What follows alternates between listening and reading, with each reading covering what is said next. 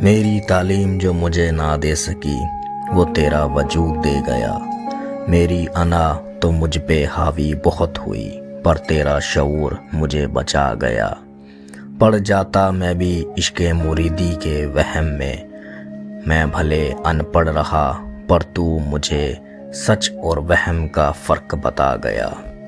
جو بنا چلے ہی تجھ تک پہنچ جائے وہی اصل میں چلا ہے، جو تیرا کلام اپنی زبان میں پڑھتا ہے وہی صحیح معنوں میں تجھے سمجھا ہے۔ تیرا کلام تو نے سمجھنے والوں کے لیے آسان کر دیا، مگر جو بنا سمجھے ہی اسے پڑھتا جائے وہ اصل میں گمراہ ہے۔ یہاں بات دراصل کچھ اور ہے، یہاں کوئی کہانی نہیں اس کے قول ہے۔ گمراہ لوگ اسے پچھلے لوگوں کی کہانیاں سمجھتے رہے، یہ بات اس کے بقول ہے۔ یہ قرآن اس میں کچھ شک نہیں، سمجھنے والوں کے لیے ہدایت ہے، اور اس میں بھی کچھ شک نہیں، جو کھوجی ہے اس کے لیے رب کی عنایت ہے۔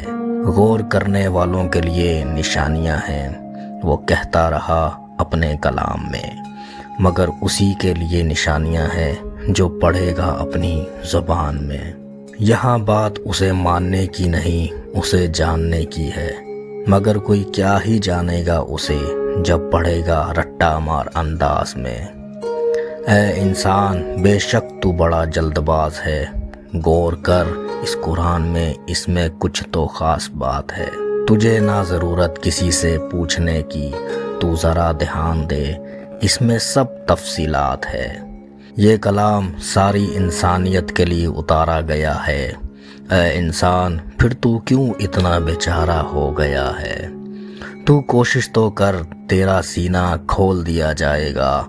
حق اصل میں تیرے اندر ہی ہے، بس تو انجانا ہو گیا ہے۔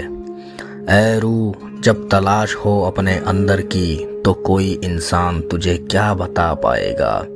اے روح تو حکم ہے بس خدا کا، ذرا سوچ کوئی انسان تجھ پہ کیا حکم جتائے گا؟ یہ ذمہ داری ہے تیرے مالک کی، نہ بن کے بنائے مرشدوں کی۔ وفادار رہ اپنے مالک سے، تو ایک دن اسی کے پاس لوٹ کر جائے گا۔ پھر آخر کار ہوگا تیرا سامنا اپنے آپ سے، جو کل تک تھا دور وہ دکھ جائے گا تجھے رگے جان میں۔ نہ رہ جائے گا کوئی سوال نہ کوئی گمان، دکھ جائے گا وہ جس کے چرچے ہوتے رہے سارے جہان میں۔ مہلت تجھے دی ہوئی ہے تو سنبھل جا، میری مانے تو موت سے پہلے ہی مر جا، پھر نہ کچھ بگاڑ سکے گی موت بھی تیرا۔ چھوڑ دے خوابوں میں جینا، میری مانے تو جاگ جا۔ جاگا ہوا ہے وہ انسان جو سنتا نہیں خواہش نفسانی کی، گمراہ ہو گیا وہ بے ایمان جو خواہش رکھتا ہے مرشدی کی۔ غور نہ کرے اپنے آپ پر، بھروسہ رکھے کسی انسان پر، نہ سمجھے حق کا پیغام اور بس باتیں کرے عشق حقیقی کی۔ اس کلام کا ایک ایک مصرع انتہائی گہری روحانی سوچ کا پیغام ہے۔ اسے بس ایک شاعری مت سمجھنا، بلکہ یہ قرآن کا اصل روحانی مفہوم کی طرف اشارہ ہے، جہاں بات ظاہری سے باطن تک چلی جاتی ہے۔ اس کلام کی ابتدا ہی اس اظہار سے ہوتی ہے، میری تعلیم جو مجھے نہ دے سکی وہ تیرا وجود دے گیا۔ یہ لائن بتاتی ہے کہ دنیا کی تعلیم انسان کو حقیقی شعور نہیں دیتی۔ جو کوئی انسان نہیں دے سکتا وہ ایک روحانی اپنے اندر کی کھوج کے ذریعے حاصل ہوئی۔ یہ کلام ایک سبق ہے ان لوگوں کے لیے جو قرآن کو صرف پڑھنے تک محدود کر دیتے ہیں۔ جو تیرا کلام اپنی زبان میں پڑھتا ہے وہی صحیح معنوں میں تجھے سمجھا ہے۔ یہ اشارہ ہے قرآن کو سمجھنے، غور و فکر کرنے اور اس کی روحانی گہرائیوں تک پہنچنے کی ضرورت پر۔ قرآن خود کہتا ہے، کیا تم قرآن میں غور نہیں کرتے؟ اس کلام میں یہی بتایا گیا ہے۔ قرآن انہی کے لیے ہدایت ہے جو تلاش رکھتے ہیں، جذباتی نہیں شعوری طور پر۔